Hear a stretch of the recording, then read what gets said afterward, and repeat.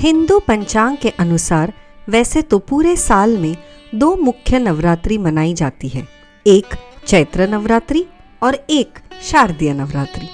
और इनमें अश्विन माह में पड़ने वाली शारदीय नवरात्रि प्रमुख होती है।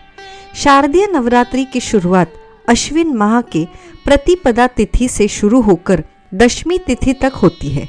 इस साल शारदीय नवरात्रि की शुरुआत रविवार 15 अक्टूबर 2023 से शुरू होकर 24 अक्टूबर 2023 तक संपन्न होगी। देश के अलग अलग हिस्सों में नवरात्रि अलग अलग तरीके से मनाई जाती है। इस दौरान माँ भगवती के 9 स्वरूपों की पूजा पूरे विधि विधान से होती है। व्रत उपवास रखे जाते हैं, गरबा नृत्य का आयोजन किया जाता है और सुबह शाम माँ भगवती दुर्गा की आरती आदि होती है। लेकिन क्या आप जानते हैं कि आखिर नवरात्रि का पर्व 9 दिनों तक क्यों मनाया जाता है? 9 दिनों की नवरात्रि मनाने से जुड़ी कुछ पौराणिक मान्यता है, जिसके अनुसार इन दिनों में माँ दुर्गा के 9 स्वरूपों की पूजा आराधना की जाती है। माँ दुर्गा के 9 स्वरूपों की पूजा आराधना और नवरात्रि का पावन पर्व मनाए जाने के पीछे कई कथाएं जुड़ी हुई हैं, जिनमें एक प्रचलित पौराणिक कथा के अनुसार असुर महिषासुर को ब्रह्मा जी से अमर होने का वरदान प्राप्त था। उसकी मृत्यु मानव, असुर या देवता किसी के हाथों नहीं हो सकती थी। उसकी मृत्यु केवल एक स्त्री के हाथ से ही निश्चित की गई थी।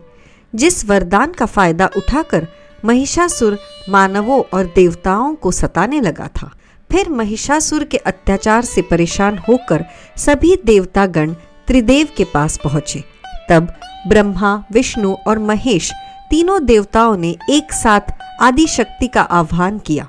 तब महिषासुर के अंत के लिए त्रिदेवों के तेज पुंज से माँ दुर्गा की उत्पत्ति हुई।